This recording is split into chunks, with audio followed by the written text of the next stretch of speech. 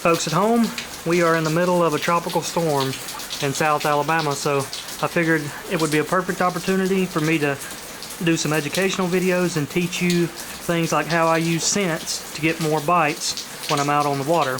And the way that I look at it is basically like when you walk into a movie theater. You're not necessarily hungry, but as soon as you smell that popcorn, you immediately get the urge to eat and you want popcorn. Well, that's kind of the same way it is in bass fishing. A lot of times that garlic scent will entice that bite, and not only entice it, it'll allow those fish to hold on to the bait for even longer to make sure you get that good hook set. And I use scent on basically every type of lure that I can get away with it. Really, the only thing I don't use it on is hard baits. But any kind of plastic, jig trailer, frog, I like to use some sort of scent. And I'll walk through the different types of scent that I like to use.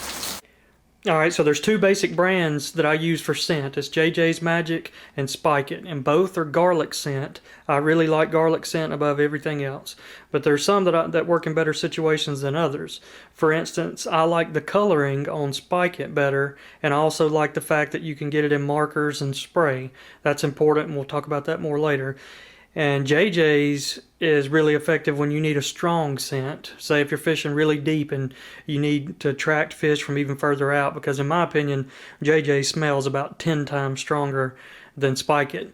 So go with JJ's for, you know, that really strong smell, and go with Spike It for the color and the sprays and the markers. Now let's talk about bait types. Alright, the first bait type we're going to talk about is jigs and jig trailers. And I'm going to key you guys in on something that I just found this year that I've had some killer results with. And I'm going to show you some footage that hasn't been released on our channel yet, where a friend of mine, Corey, and myself catch 5 bass for 30 pounds in a matter of an hour. And we were keying in on this particular jig and trailer combination and dipping our crawfish trailers in this Spike It.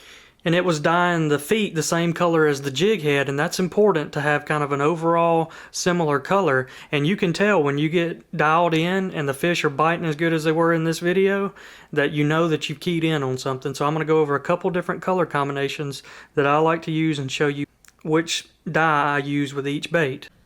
Alright, now for some of my favorite jig and trailer color combinations.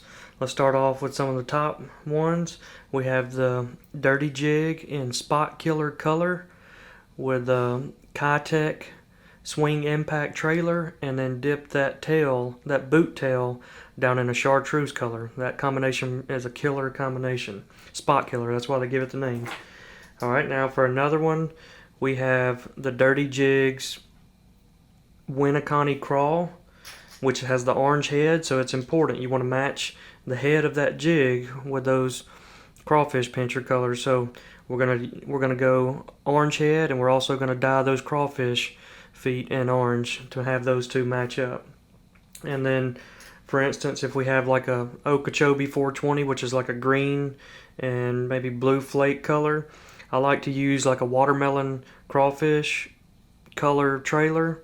Now these are net bait pack-a-chunk trailers, and then I'll dye those in red, and that way you kind of have some green and red flake in the trailer, and then green and blue flake in the jig.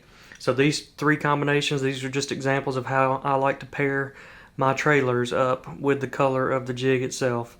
And I'm telling you, when you do this, you'll get a lot more bites. It looks a lot more natural to the fish, and they just can't resist it. Now most of your soft plastic baits are kind of self-explanatory, like your lizards and worms. Either you're going to spray them or dip the tails. But a couple of things I like to do in the springtime, I'll take that Magnum lizard, dye that tail chartreuse, that way it really stands out. When I'm fishing these 10 and 12 inch worms, I like to spray those, that way I get the whole worm in a good garlic scent. And then we also have like some spinnerbait trailers and that sort of thing that I'll dye the tips of those red. If it's a white spinnerbait and I'm using a white trailer, I'll dye that tip of that trailer red so it kind of flares out and maybe looks like a bleeding or a fleeing shad. So the soft plastics, you know, are kind of, you can either spray them or dip just the tails in, and that'll kind of give it that extra little touch. And now one of the last bait types we'll go over are frogs. Most of the frogs that I use come, pretty well painted out of the package, but there's sometimes like a ish fat frog. The white frog, I like to add just a little bit of chartreuse and red on it. I feel that those two colors work really good, during the shad spawn and kind of mimicking that shad look. So I'll run the chartreuse down the side and then put some red up around the tip of the frog. But it's also important because it gives it that garlic scent too. So if they bite it, it'll help them hold on to it a little bit longer for you to get that strong hook set. Now all the products that you've seen in today's video, we have them in stock at Bama Frogs. And so you can pick any of them up there. I'm going to put links in the description of this video to all of the products. And another cool thing, if you go on our website, and for instance, if you're in the Dirty Jigs looking at it, we have listed out all of the color combinations and how we like to match up the pack-a-chunk trailers with the jigs. And then you can also see the color dyes we use and that sort of thing. So check it out at BamaFrogs.com. If you enjoy these educational videos, leave a comment and let us know what you would like to for us to cover next.